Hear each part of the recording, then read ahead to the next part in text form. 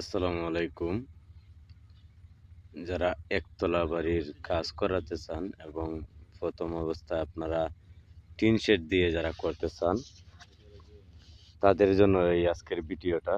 যদি ধৈর্য সহকারে ভিডিওটা দেখেন, অবশ্যই আপনাদের একটা ধারণা হবে। আপনার যদি বাজেট কম হয় তাহলে এখন আপনি টিন শেড দিতে পারেন, এবং যদি আপনি পরবর্তীতে ছাদ দেন তাহলে ওই কাজের উপরেই নির্ভর করে আপনি ছাদ দিতে পারবেন। তো কাজটি কিভাবে করবেন, কি রডগুলা দিবেন, এবং এখানে যে কাজগুলা করা হইতেছে সম্পূর্ণ কাজটা আপনারা ফলো করবেন। এখানে নতুন একটি কাজের ভিডিও আমি আপনাদের মধ্যে দিছিলাম যে লেআউটের। এখন আপনাদের মধ্যে দেব যে বেজ এবং শর্ট কলম। বেজ এবং শর্ট কলম কত সাইজ এবং কিভাবে আপনি করবেন।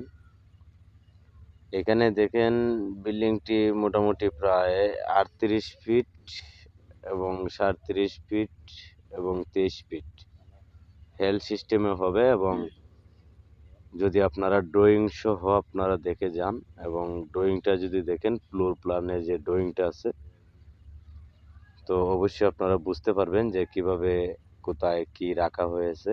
এখানে আপনারা দেখেন একটি কলম থেকে আরেকটি কলমের দূরত্ব প্রায় 13 ফিট।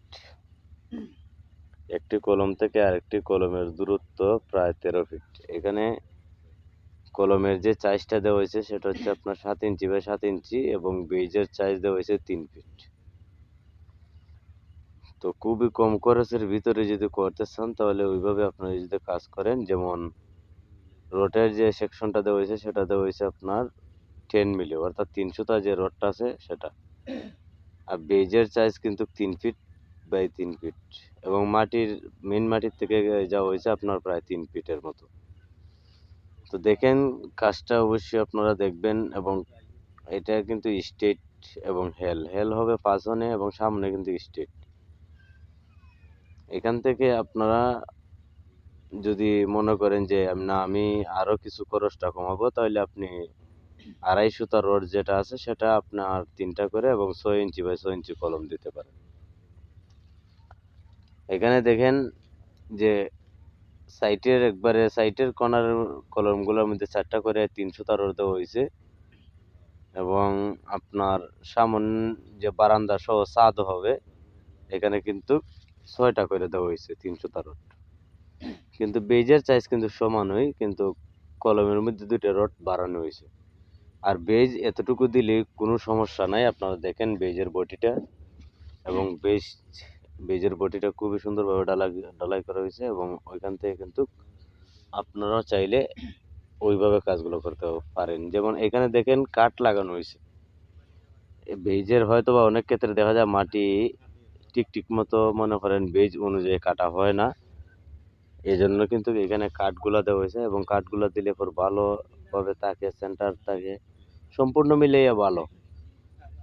তো যারা করবেন অবশ্যই ওইভাবে যদি কাজগুলা করেন, দেখেন এখান থেকে আপনার সম্পূর্ণ কাজটাই কিন্তু যে আরসিসি ভাবে উঠানো হইতেছে। চাইলে আপনি ভবিষ্যতে গাঁথনি করার পরে যে স্ল্যাব ছাদ, কনসিল ছাদ গুলো আছে এগুলো আপনি দিতে পারেন। এখান থেকে আপনার যে নিচে দিয়ে দেওয়া হইতেছে গাঁথনিটা সেটা হচ্ছে আপনার 10 ইঞ্চি করে একটা করে, এবং মেইন মাটির থেকে প্রায় 8 ইঞ্চি নিচ থেকে কিন্তু গাঁথনিটা উঠানো হইতেছে। যারা নেউর গাঁথনি করবেন এবং নেউরের সাইড করাতে চান তাহলে ওইভাবে মেইন মাটির থেকে কিন্তু 6 ইঞ্চি এবং ওইভাবে কিন্তু আপনারা ইটগুলা লাগাইয়া তুলতে হবে। যদি আপনি মেইন মাটির সমানে সমানে রাখেন তাহলে ভবিষ্যতে দেখা যায় অনেক ফ্লোরের সমস্যা আসে। যেমন ফ্লোর স্ল্যাগ দিলায় এবং স্ল্যাগ দেওয়ার রাস্তা খুঁজে পায়, তাহলে যদি আপনার ফ্লোরে যদি স্ল্যাগ দিয়ে দেয় তাহলে তো হবে না। তো এখান থেকে কিন্তু সিস্টেম ভাবে আপনি আপনার লেভেল অনুযায়ী ড্রেসিং করবেন এবং আপনার বিটা লেভেল অনুযায়ী ড্রেসিং করবেন। মূলত এই বিটিটি হবে আপনার প্রায় মেইন মাটি থেকে 30 ইঞ্চি।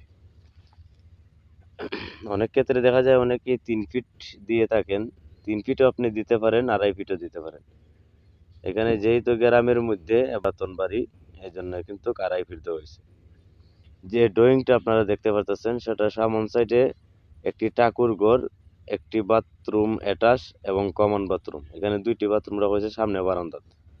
এই জায়গাটা ফোর্স সহ কিন্তু ছাদ হবে। এখানে মেইনলি আছে আপনার ৩টি বেডরুম এবং আরেকটি কিচেন রুম এবং চিমনি চুলা সহ।